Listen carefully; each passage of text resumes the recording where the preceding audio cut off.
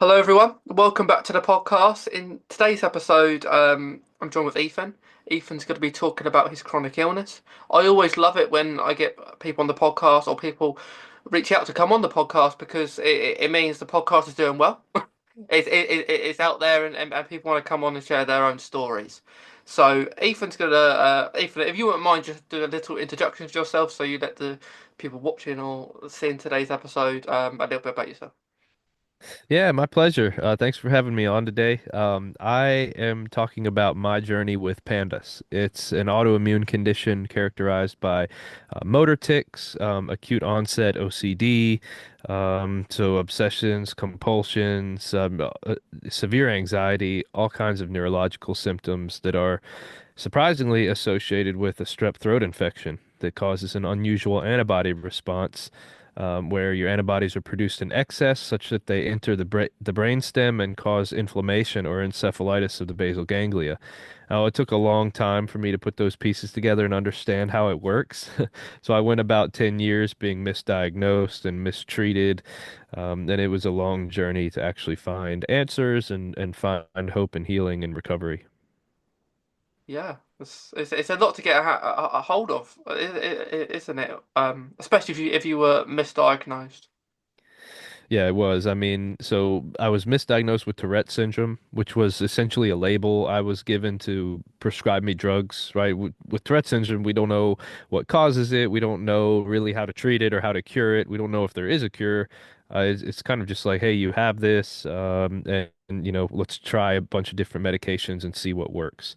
And so that left a bad taste in my mouth for conventional medicine in general for a very long time. And that was pretty much my protocol for about 10 years, is trying different meds. And from the age of 13 to 17, I had been on over 40 different prescription meds, none of which helped. Much of the time, the side effects of treatment outweighed any benefits I felt from it. And it was just a miserable, kind of isolating a place to be in for a long time.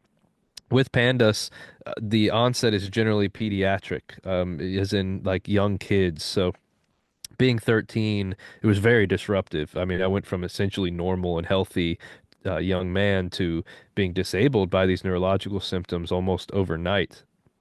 Yeah, it's a really young age, isn't it, to get diagnosed with a chronic illness because you're at school and you kind of you want to do things and like how did getting diagnosed with Pandas so young kind of affect you, do you think?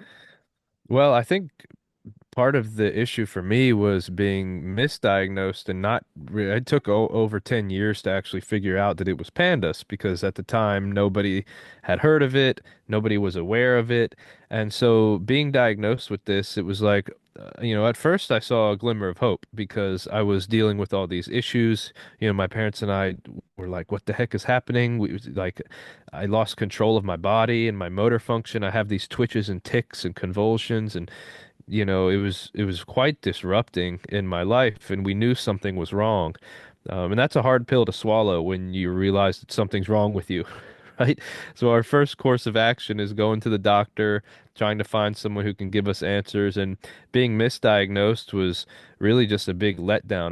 The doctor is our front line of defense when we get sick or injured, and so we expect to go there and get an answer and get diagnosed and go about our day and start feeling better. And I feel like if you go in with some, generic issue, like you break your arm, the doctor can put you in a splint, get you on your way, and in a few weeks you're healed and you're feeling better. But when you go in with a chronic illness or neurological issue or something more uncommon, it's anyone's guess what will happen once you leave that doctor's office. And so for about a decade, I really did not make any progress in healing. In fact, things started to get worse over time. Yeah. It's it's like things get worse before they get better, don't they? And it is hard because you going to especially maybe at the time that you didn't know much about it yourself, perhaps about your Pandas, and then you get to know it more, I guess, as but I think as life goes on. Sure. Yeah, and the tricky thing about pandas, to be honest with you, is the symptoms change over time. So it's almost like just as I got used to things and started to figure it out, it would shift on me and new tics would develop. And so I was constantly being pulled in different directions from my illness. And man, I just socially and mentally, I was suffering because I had these physical tics and I couldn't control my emotions. And kids and students would look at me and say, "Hey, man, are you okay?" Like thinking I was having like some kind of seizure or something, and it would drive me crazy. I mean, that age, everyone just wants to fit in and be normal, and here I am like dealing with these extra issues, the kid who can't sit still in class, the kid who's twitching and putting his pencil up and down and picking it up, putting it down over and over again, and just visually frustrated, like obviously something's wrong. That was a daily ask for me was, "Hey, are you okay, buddy?" And it would Yeah, drive me completely crazy. And so, getting to the point where I could accept myself in spite of this illness and realize it's okay to be dealing with this was a big turning point for me. yeah. I found that takes a while to accept it. Um, it did with me as well. It took about a long time. Um, I think until we were locked in. I think that's what it took for me. Until we were locked in, and I thought, I don't care anymore. It, we've had a pandemic now, and I've got to do something about it. I've got to learn to accept it more. So So that was your silver lining. yeah, it was in the end because I was bored and uh, like for me, like my Crohn's disease. I thought I don't I don't need to tell people about it because it's none of their business, right? Yeah. And and then I thought I don't care anymore. I don't care what people think of me, because when things got tough, people wouldn't. The human race is selfish, and not everyone is, but some people are. And you know who your real friends are in a way when you do tell them about your chronic illness, and they don't want to hear about certain things that are very kind of are with the chronic illness. So it took well, I was diagnosed in 2017, so it took a fair few years for me to understand Mm. to kind of be able to speak about it and do a podcast because I didn't even know what a podcast was until I'd done one. So um, but yeah, it takes a while, doesn't it, to accept it? Yeah, it does. And, it depends on what you're dealing with. But like with Crohn's disease, it's much easier to hide that than like Mm. the physical tics that I was exhibiting because all Yeah. you had to do was take one look at me and you knew something was Uh, was wrong. Like, and some people, like, if you're dealing with a disability and you're in a wheelchair, it's rather obvious that you're dealing with a health issue. But mm, when you have something hidden like Crohn's disease, people don't know what you're dealing with unless you talk about it. They that's might get right. little hints here and there, like, "Oh, something's odd," or "Why can't he eat that?" so on and so forth. But and part of our culture too, with the rights to privacy and everything, it's like your health is like hush hush, like only between you and the doctor, and that's it. And I think there's something empowering about sharing our story and sharing what we're dealing with others, not only because, at least for me, it took the weight off my shoulders. Like, I don't have to hide this anymore. I don't have to pretend like everything's okay when it's not. It took the stress off my shoulders because I could just be comfortable with myself and open with others. But it also put me in a position to talk about this, bring awareness to pandas, which is still rather unknown by many people. The experts say that 1 in 200 kids has pandas now. So it's actually shockingly common at this point, but it's still being routinely misdiagnosed and mistreated and missed in general by the medical community. So by bringing awareness to this, getting on your show and talking about this, even if one person hears this and gets some help or some advice or some insight into this, then it's worth coming on your show and talking about it for me. And it's put me in a position to help others along their own healing journey. Yeah, uh, that's what it's all about to try and help other people to understand, isn't it? Because I even find people who don't have a chronic illness themselves. I like talking to people who don't have one themselves as well because I feel like the people who don't have it, that it's just educating them um, about. different ones because there's loads of chronic illnesses out there, isn't it? It's crazy actually. Like Yeah. the like I had one on someone on one time that had like over 10 of them, Mm. and they're all different. And of course, one if you have one, you can have something that impacts another. So it's crazy how many of these chronic illnesses are about. Yeah, I know. I just had a conversation with a woman yesterday about that exact topic, and we're considering why is it that we're seeing this abundance and outbreak of all these chronic illnesses, many of which never existed in the past, right? Right? And I think there's many factors at play, but part of it is just our exposure to toxins, right? Whether it's, she was telling me about the burn pits in Afghanistan that she was exposed to during her time in the military. We could talk about the pesticides and toxic chemicals that are spread on our food. We could talk about any number of things that we're exposed to on a daily basis that are harmful to our health, and it's overloading our bodies. And part of what I believe caused my issue is, most kids get strep. Pretty much all of us have had strep throat at some time or another. The normal response is to fight it off and recover, and that's the end of it. But in my case, I had a very difficult time fighting off the strep bacteria. I had recurring strep throat infections. I mean, I would test positive for strep even if I was asymptomatic and I didn't show any symptoms. And we knew something was wrong, that my body was very susceptible to this bacteria. And part of the reason I believe is because one, I wasn't feeding myself properly, and two, I was overexposed to toxins that my body was constantly trying to fight off in addition to this bacteria. So I had an uphill battle for Yeah. healing. And what happened was my body produced these antibodies in such great excess that it triggered this encephalitis and the inflammation of my brain, which is not a normal response to strep throat. And so what I needed was more or less a pushback against everything society tells us about like how to live and how to be healthy. One of the biggest things is obviously reducing your exposure to toxins. So trying to avoid microplastics and not smoking and reduce your intake of processed foods, start an exercise routine. All of these lifestyle changes that I've written about in my blog and that I embody on a daily basis have really transformed my health.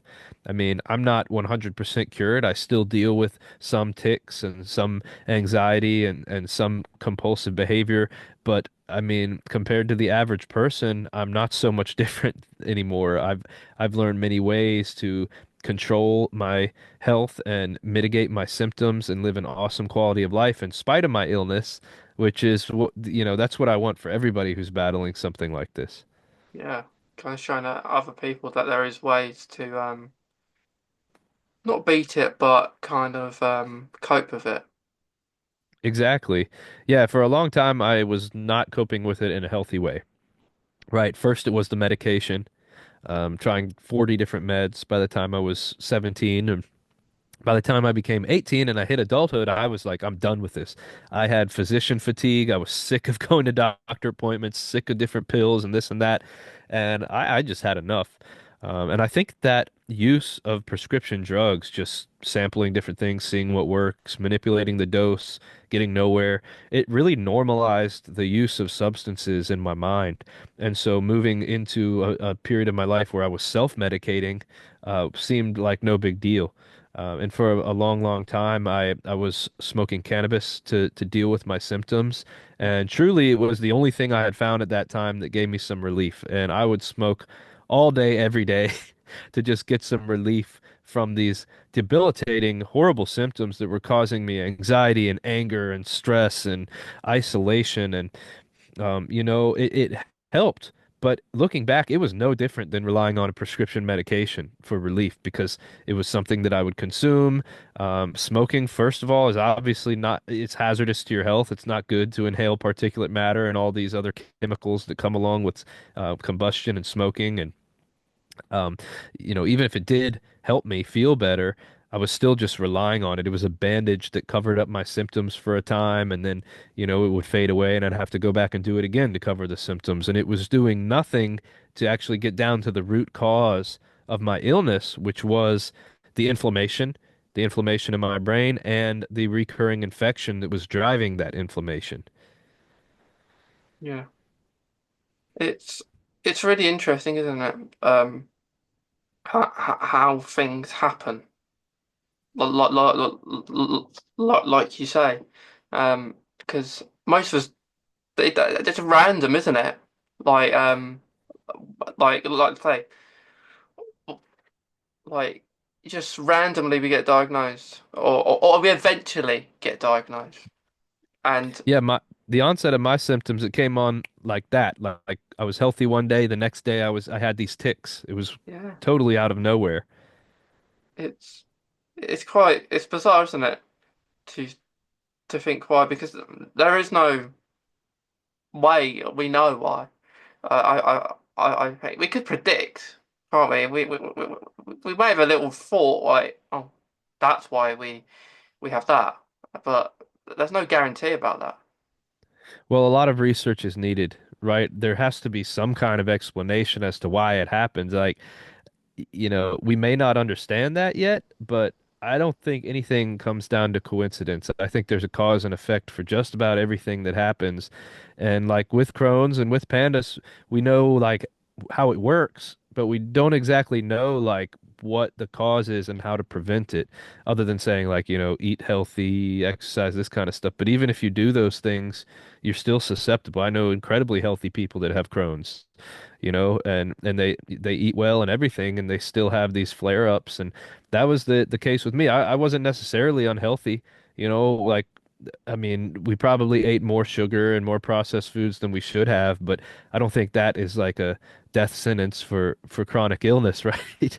So I think there's many factors at play. Like it could be a genetic predisposition and like something triggers it. Maybe it's like a bacterial infection or Lyme disease or a parasite or toxins or who knows. But something is causing this, and I think more research is needed in order to understand like how exactly this works. And that's why for me, moving from the Tourette syndrome misdiagnosis to the Pandas diagnosis was like a keystone in my healing journey because it moved me, it shifted me from a mindset of just treating the symptoms with drugs and other things and put me into an understanding of what was causing my symptoms and my tics and my problems so that I could target that root cause of the illness. And so, yeah, like these lifestyle changes, eating healthy, weightlifting, getting in the gym and starting an exercise routine, eliminating stress triggers, getting rid of negativity and negative people in my life, all these things we all know we should be doing are critically important. But due to the fact that I'm dealing with an inflammatory driven disease, just like Crohn's, except we're looking at inflammation of the basal ganglia, autoimmune encephalitis, inflammation of the brain. I really needed to target the inflammation, right, in order to mitigate my symptoms more naturally. So instead of using drugs to get rid of ticks, I was targeting the inflammation. And by getting rid of the inflammation in my brain, my ticks would go away on their own. So it's a more holistic approach to doing that. So I rely on anti-inflammatory supplements every day for relief, and we can go over what those are. But um, one of the compounds that has helped me tremendously is actually CBD oil. And you mentioned like how these things are random, like how I started, I was taking pills and then I started smoking weed. Well, the irony is that CBD is a cannabis or hemp-based compound, but it's not intoxicating. It doesn't get you high. It's nature's most powerful anti-inflammatory, but it comes from the same plant. And so actually finding CBD and realizing how that helped relieve my inflammation and helped me feel better, it relieved my anxiety, it helped my tics go away. It helped me feel better in so many ways. And it at the same time, it helped me shift away from using cannabis and smoking into a more holistic, natural form. I took CBD drops under my tongue, so I didn't have to smoke. I didn't have to carry around an illegal substance. I didn't have to worry about trouble with the law or any of these things that had plagued my life for several years as a teenager. So CBD oil was like transformative for me, and I still take it every day to help just reduce inflammation overall. And the side effects of CBD are like you sleep better, you eat better, your anxiety goes away. Pain is mitigated. So like after a workout, it helps you feel better and recover faster. So there's all these benefits that come along with it instead of the pharmaceuticals I was taking where there's like a whole list of risks and potential problems that it can cause from taking the meds. So Yeah, that's why I'm like super passionate about CBD. yeah. If it helps you, that's the best thing. Have you looked into it at all? I mean, there is preliminary research, and CBD is totally one of those things that we don't know everything about. Like research Yeah. is needed in that community. And actually, my company is working with the University of Virginia right now on a clinical trial. We got FDA approval for this, and we're testing oral CBD for chronic pain management. And so we want to learn more about this and get the clinical data and see quantitatively how it helps. There are clinical trials already showing that CBD can reduce anxiety and inflammation. And preliminary evidence is showing that it can help with Crohn's disease and digestive issues and inflammation. So I don't know if you have heard about that or if you're familiar I with that. I have been f familiar with CBD, and in my town, I there are there is a place, a CBD shop, and I went on it last year. It might, yeah, I think it was last year, and we had to because we had to check things out. We analyze things, Yeah. because of the medication I take sometimes with CBD and the substances in it can impact or are not good for the Hmm. what's in the medication I take. So I see. so so they I sent all my what I take to them, and they said because they wanted to get it right. So they had a look, and unfortunately I couldn't because of Mm. what I was taking and what I still take now.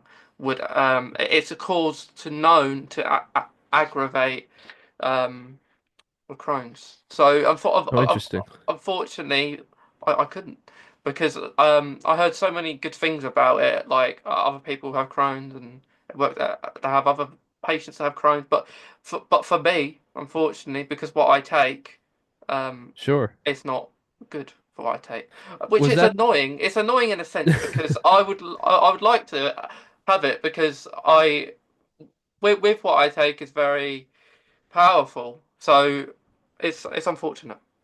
mm. Now, was this the shop telling you this on their own independent research, or did you talk to your doctor about it? No, we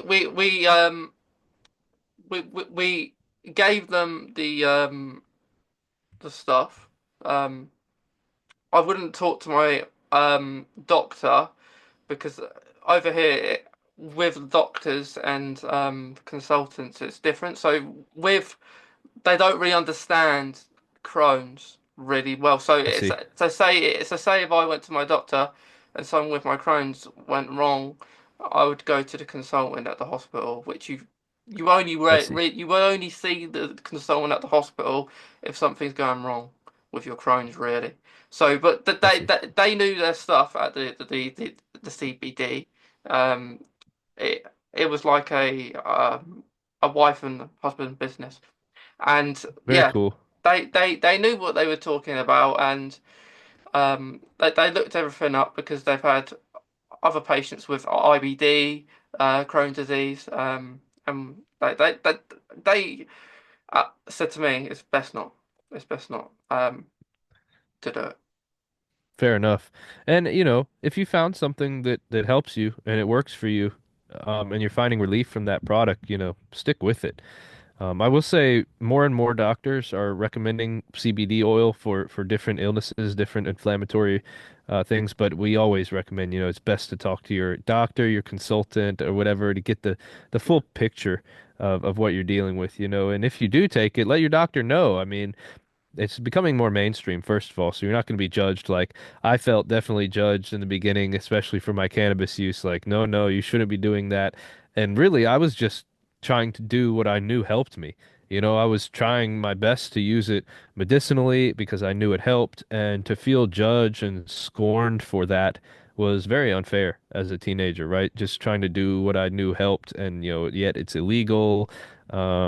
It just it wasn't a good place to be in. So I do appreciate the fact that now we can use CBD legally, medicinally, without having to have the side effects or be high. Um, Yeah, but I do know that some people are using it for Crohn's with good results. So just something to contemplate. yeah. Like if I ever come off m medication one day, I might, I might see it again because Yeah. I went there and I spoke to the person that worked there for a while. We just had a nice conversation.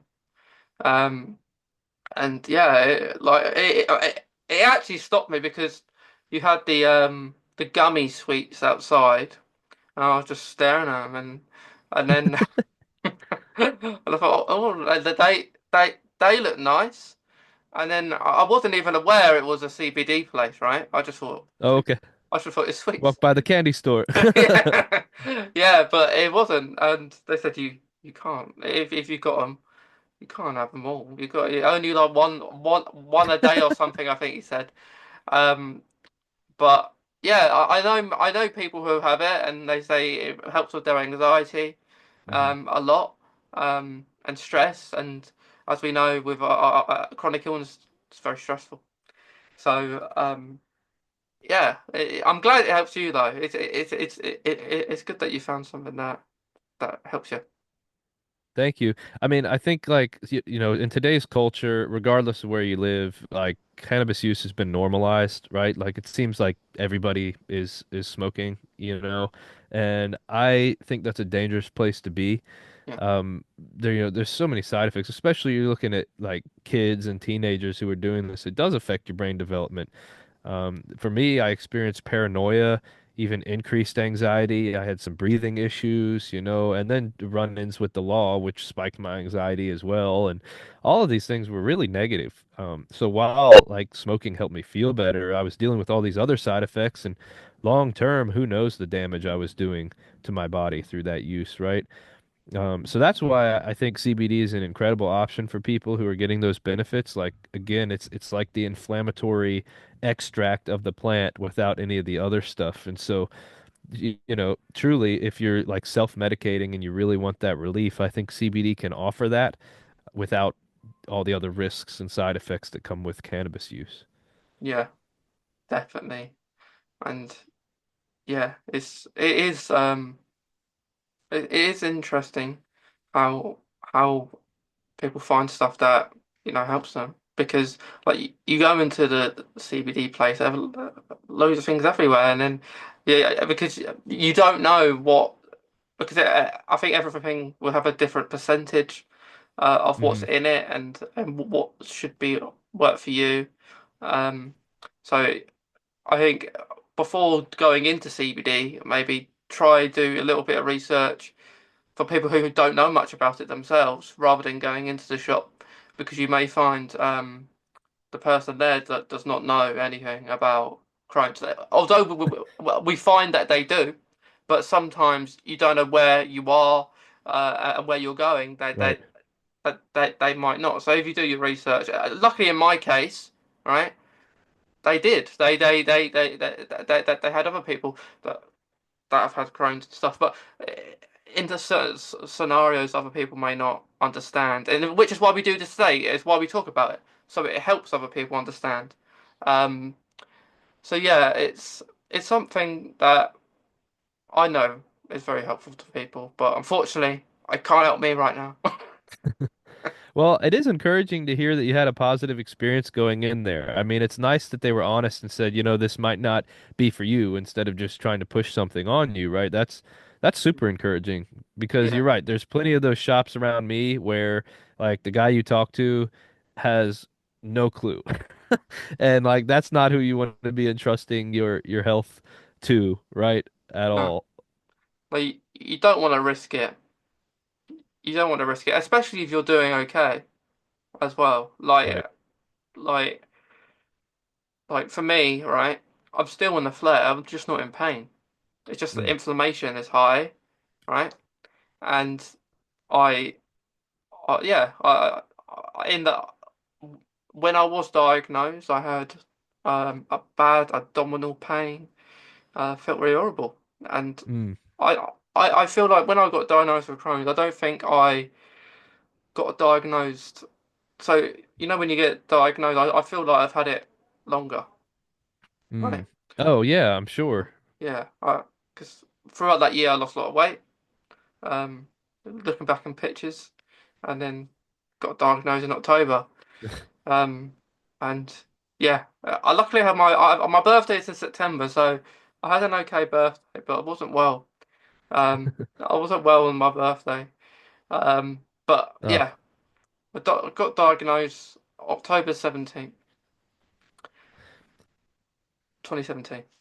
So a while ago, but it's it's good that yeah. I don't know why, because I just feel like when I was younger, right, I used to love biscotti bolognese, and that's good stuff. yeah, I used to like it, right, and all of a sudden, this is still when I was younger. One day, couldn't eat it, right? Mm. I wanted to eat it. I did. I really did. Because I loved it. I always asked for it as a kid, and I couldn't eat it. I felt sick. I felt sick eating it. So I Huh. don't know. I don't know if certain. I don't know if that is a cause of something there. Not Crohn's, but something in my, I don't know, my belly, or something's happened there Sure. when you're younger, because it just makes you think what causes it, doesn't it? Well, I think your body gives you warning signs, like those lights that go on in your car dashboard to say like, hey, your tire pressure's low, hey, your oil's low, this and that. Like our bodies work in the same way. Like pain in your belly, pain in your gut is like a warning light, like, hey, there's something wrong here. Like it hurt your brain processes that signal as pain so that you notice it and say, oh, that hurts, like something's wrong here.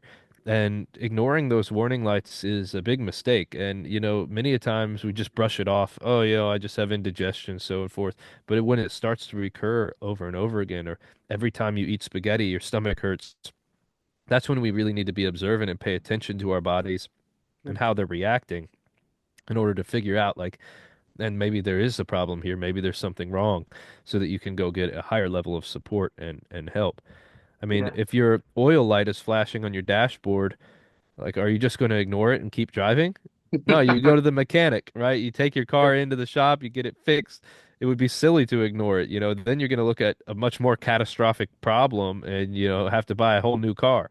And with our health, we don't have that option. We can't just buy a new body and like start over, unfortunately. So like ignoring those warning signs is a huge mistake. When those lights pop on in your brain and you start feeling pain or something changes, like that's an indicator that we need to pay attention and be observant and Yeah. and start to make some changes. Like when something's wrong, even a little thing, right? Like we're saying there, like it, like the oil and the tires. You have a look. Like if a little thing for chronic illness, something's happening, want to get checked. It's a little thing. It may not be little. We may think it's little. It may be big. But Right. you want to get it checked early. Just even if it's Exactly. nothing, even if it's nothing, and then you could eliminate that risk or not if it was one or not, like you say, because it helps. It makes your mind at ease as well, doesn't it? When you do that. Yeah, certainly. And stress can cause so many problems, right? Just Yeah, feeling stress can be uncomfortable. So having that peace of mind that at least you got it checked out, you know what's going on, and getting that diagnosis can be really helpful for sure. yeah. It's very important to. It takes a while after the diagnosis, depending on what it is. Because I remember getting diagnosed with Crohn's and just giving me a leaflet. Off you go home. Mm, And I'd never heard of Crohn's, by the way, before this. Like, it was funny because in the UK, when you have a colonoscopy, you're awake.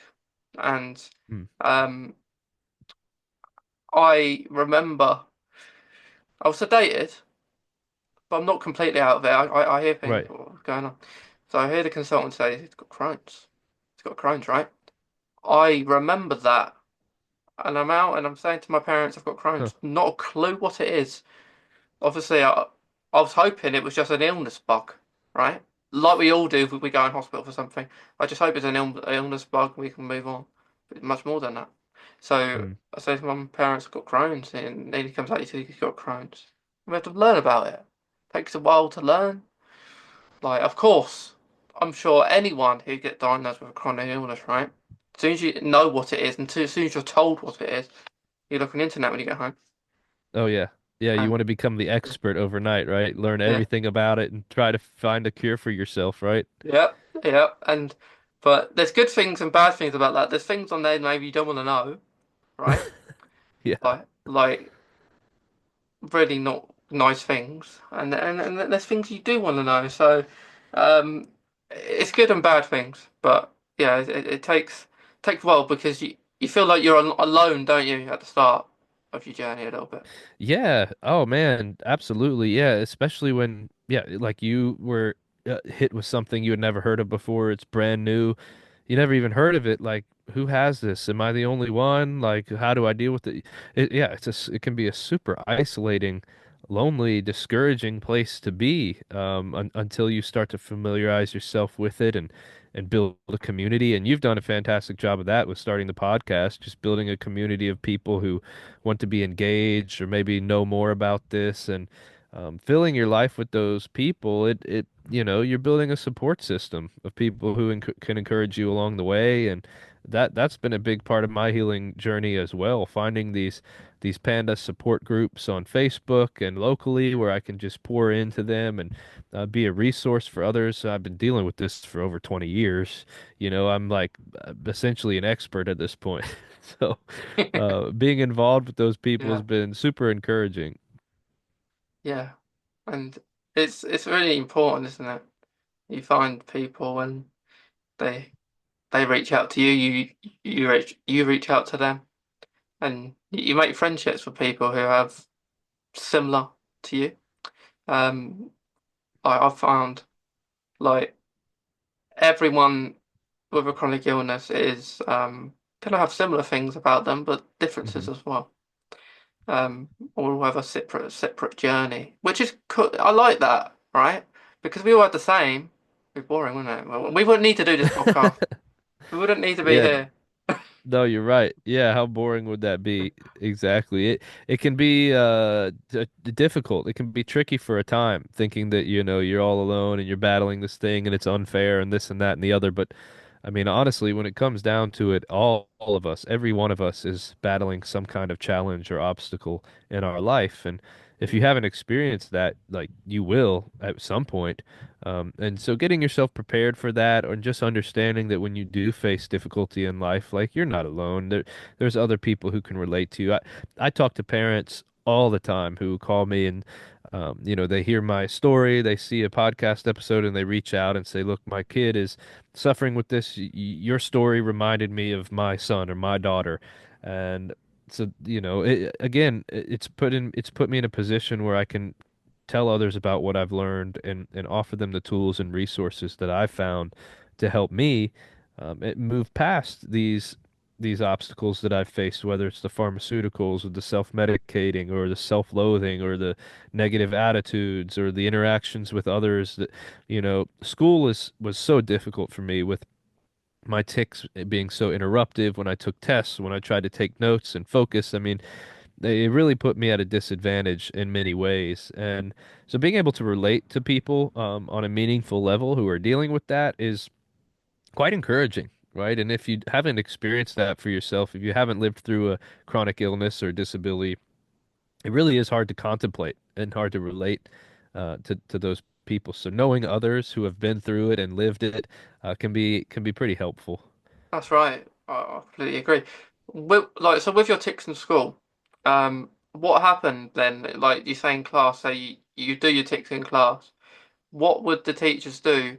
Would did you find they would ever support you, with like I don't know helping you um with that or that I don't think they were what was going on? equipped to help me with it, to Yeah, be honest. I mean, I think we kind of mutually ignored it.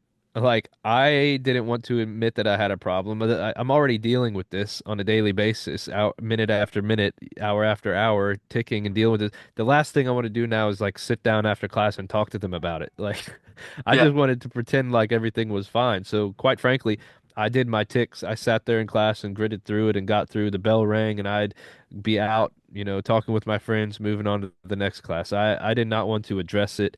I pretended like everything was fine and that it wasn't happening. And so my teachers kind of picked up on that.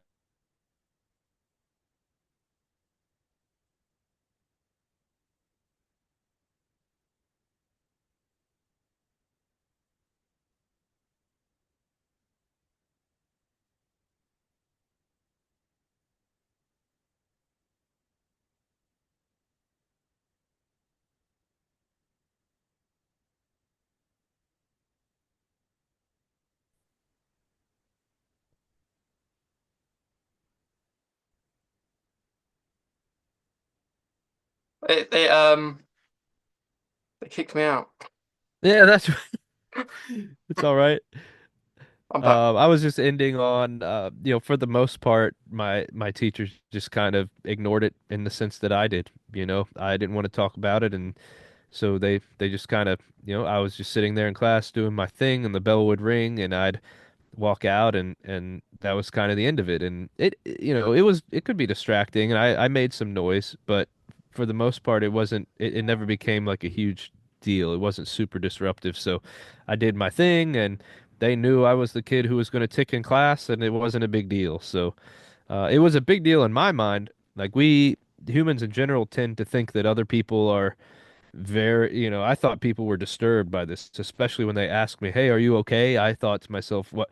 Oh gosh, I'm like a freak. I'm sitting here, everyone's looking at me." But, quite frankly, most people are too worried about themselves to really care or think about you. And I'm sure by the time the bell rang and we left class, like they had moved on and they were not thinking about it. They weren't going out in the halls and talking about me and my ticks. They were worried about what they were having for lunch. So we tend to That's like make these thoughts, we kind of over embellish them in our minds. Like most people are too busy worrying about themselves to care about me or anyone else. So that, you know, that was a reality I had to wake up to. yeah, because I don't know.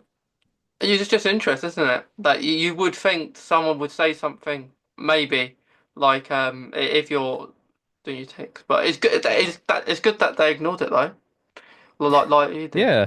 I mean, they weren't equipped to help me anyway. If they had expertise in that, I would have hoped that they would have spoken up. But, they've got 30 other kids or whatever to talk to and teach and worry about. And so for me, I didn't make a big deal about it. I didn't ask for any special treatment. I just kind of did my thing and moved on. And they were, that was the way it was. I mean, I wasn't the only kid with special needs in my class. There were other kids that had clearly had some issues they were working through, and we let them do their thing. And it's kind of like respectful, not to make a big deal or make a spectacle of it, but to give them the same equal opportunity.